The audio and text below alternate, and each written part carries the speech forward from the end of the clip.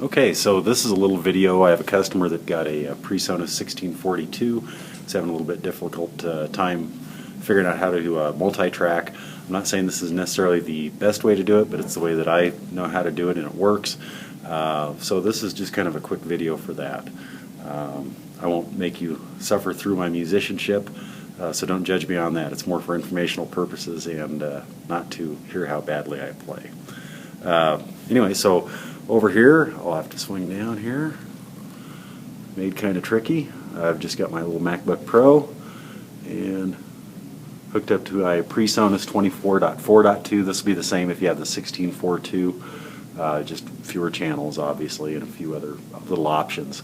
But it'll be the same there. So let's get started. Okay, we're using Studio One, which is, of course, Presonus' software that's really easy to use. The nice thing about it is, of course, it has all of Presonus' hardware right there, so there's presets for all that and everything. So I'm going to have to kind of pan back and forth here. When you open up the screen for Studio One, this is what it looks like here. And so what I'm going to do is I'm going to go down there to the top right there. It says create a new song, so we're going to click on that. And here it gives us, we can choose styles, whether we want an empty song, a band recording, etc. Interfaces is the tab I'm going to go to here. And if we scroll on down, I didn't even hook up a mouse, so I'm going to choose my console, which is the 2442. And basically this is going to configure Studio One for that console, but you also see the 1642, the 1602, Fire Studio. I've also got an audio box USB that I use when I'm doing really simple stuff. And so it's got all that in there, and it'll automatically configure that as the in and out on your computer here. So that opens up this screen with all of our channels listed here and our virtual mixer there. And so when you're doing this, you'll use the sliders here for the actual volume of the individual channels. Though you'll use the input gain on the board there. So it actually comes up, it's a little bit irritating, but it comes up with all the tracks armed. I'm just going to do the first track, so I'm going to turn off all these tracks so that they don't arm. And arming is the basically recording speak for it's ready to record on that channel. Okay. So I'm just going to turn all those off real quick, except for track 1, which is the one that I'm working on. So we'll just get all those, and so when I hit record, it's only going to record the track 1. If you were, obviously if you're recording a band with 16 or more pieces, you'd keep all those. And you also have the option down here, by the way, of recording the main left and right out. And we're going to turn that off too. Probably would have been faster if I had hooked the old mouse up. And so, whoops, looks like I missed one. Right there, we don't want him. Turn him off, and we'll go back up here. And next thing I'll do is I'll go ahead and plug in a guitar and I'll just record a track. Now I'm using headphones here. You could actually go through the headphone out on your Presonus into, or the control room out or whatever, into some speakers. The catch with that, with multi-tracking, I think headphones work a little nicer. First of all, it blocks all the outside noise out. I don't hear the air conditioner and all that kind of thing. But also, if you're using a microphone to record, don't forget that if you've got your backing tracks playing through speakers while you're singing, you're not only going to have the backing tracks in your recording, but you're also going to have whatever that backing track gets picked up by your microphone. So I'm going to use headphones here. It's a pretty simple way to do things. So with that, let me get a guitar plugged in. We'll record that first track. Okay, so I've got my guitar plugged in. You'll notice that the the sliders on that mixer are set to unity gain, right down there. And you can see that meter jumping up there. Okay, at the very top of that is a clip light, so I'll do some test strums there. And if I was to strum hard enough, we'd see a little red light show up there. That indicates clipping, which means I would want to turn down the gain on my mixer. It's also important on the mixer, since we're using a regular input, that we don't have that firewire input that's right up there by the gain knobs. It's right up here. We're using an analog input into the board there. and so we don't want the FireWire input. And so I'll show you what that does here in just a couple minutes when we go back to play over this track. So it's as easy as, swing back over here, it's really as easy as, now I will hit the little record button down here. That one right there is the record button, and I'll start recording that first track. I'm not going to make you listen to that track. I'll probably, if it turns out even half decent, I'll let you listen to the really simple finished product. I'm just going to do something really simple. So anyway, so now I'll hit the record button and it'll start recording that first track. Okay, so I've got my track 1 in there. It's kind of hard to see when you have 24 tracks, but that's that wave there, and you can zoom in on that. That's one of the options here. So now I want to record bass on track 2.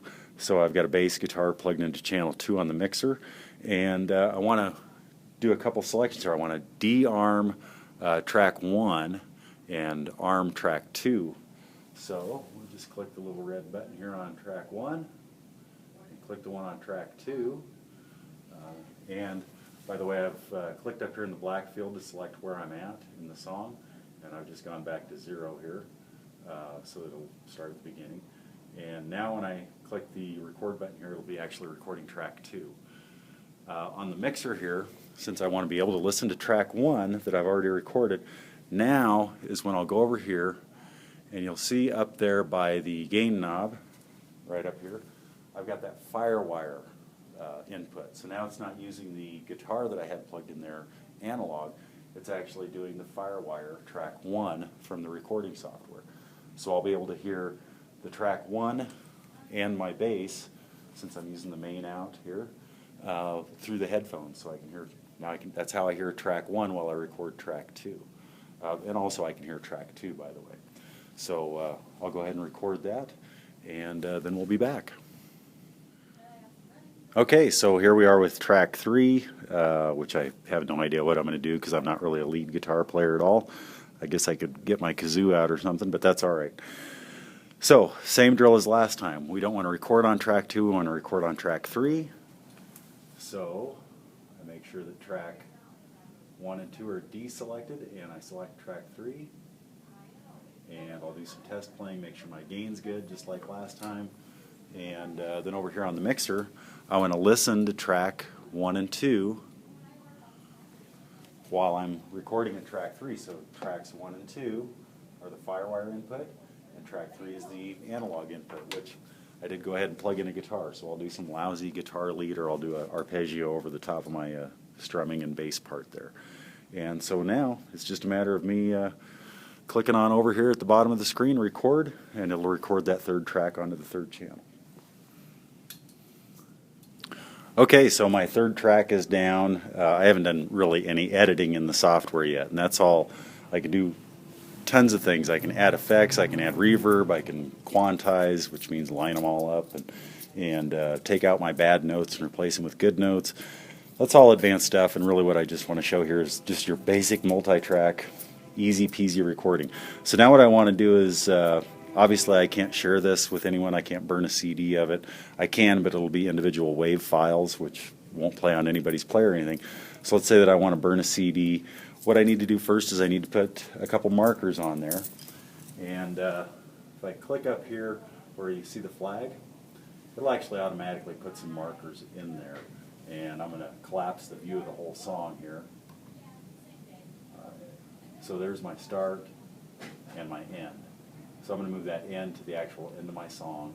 You just grab it. Like I say, I should have hooked up a mouse, but that's all right. I'm going to grab it and just set it here somewhere. Okay.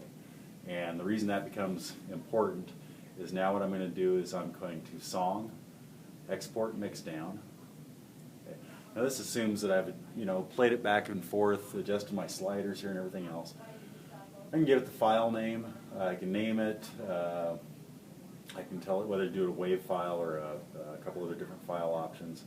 And I want to do between the selected markers, start and end. Because I could put other markers if I say it was a really long song and I just want to export one little section, the mix down, so I can listen to it.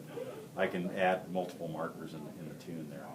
And then I'm just going to click, I'm not going to click OK, but I would just click OK. And that'll export the mix down, and that'll be in a WAV file that then on Mac, the easiest burn program I found for burning CDs is actually called Burn. It's a free app. I can go to Burn, tell it I'm burning an audio CD, select that song, and you'll be able to burn a song that anyone can plug into any CD player and listen to. Or you can use any of the multiple, many WMA to MP3 converter apps that are out there, and convert that to an MP3 so you can post it online or on your Facebook page or do whatever you want to do. So that's really pretty much it. That is the basic recording. It's really pretty simple. You know, it's harder to learn how to play the instruments you use on the recording than it is to actually do it.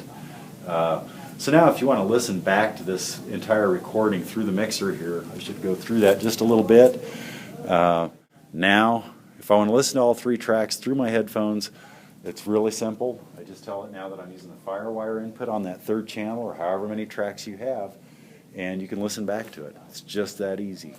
I say I'll do a little bit of mastering in this recording here and make it sound halfway good, and then I'll let you listen to the little 30 seconds that I did. I didn't do a complete song because we didn't need it.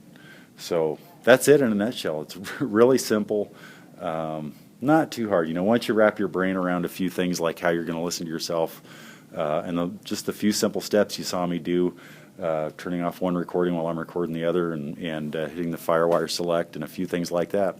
It's really a pretty simple process. Now, if you were recording a band and you had everybody mic'd up, of course, you would have all those tracks armed you'd have all the tracks armed, and then you could go through and master each track individually. Or if you're at your live gig and you use Capture, I would use Capture at a live gig if it were me. Use Capture. It's one-click recording, and then you can import each of those WAV files into a track in Studio One, and then edit those later if you want to. One quick note that I'm going to put in here: there is a button on here on the mixer that when you store a channel, you can tell it whether the FireWire that gets sent to the recording, you can tell that whether it's post EQ and dynamics or pre EQ and dynamics. And what that means is if I hit the post EQ and dynamics, it's right here, the signal that's sent to your computer is after all the EQ processing and your compressor and all that kind of thing. Generally, if you're doing an in-studio recording, I probably wouldn't have that selected because you can add all that in the recording on your software. Okay. If you record it post, then if I boosted the bass here for a live gig or whatever, have the limiter down because I'm really strong that night or whatever, that's recorded in there, and you can't take it out. Okay, so generally for multi-tracking or for in a studio use, I would probably do this, leave this out to where it's not engaged. If I'm doing Capture and all I'm wanting to do is hear what my band sounds like live and hear the mix, kind of a thing, then I would do post EQ and dynamics and go from there. But in the software, if you record it dry, in the software you can add all those dynamics, and you can add the EQ processing, you can add effects in the software. So I prefer to leave that off, I guess, the few times that I've actually messed with this. So I think that's about it. If you have any other questions, you can certainly give us a call down here at the shop. I will try the best I can. By no means am I a studio whiz at all. So I'm more of a live sound guy. This is one of those things that I've always wanted to mess with, and I just haven't due to space and time constraints. So someday I'll get to do it. So any questions, give us a call.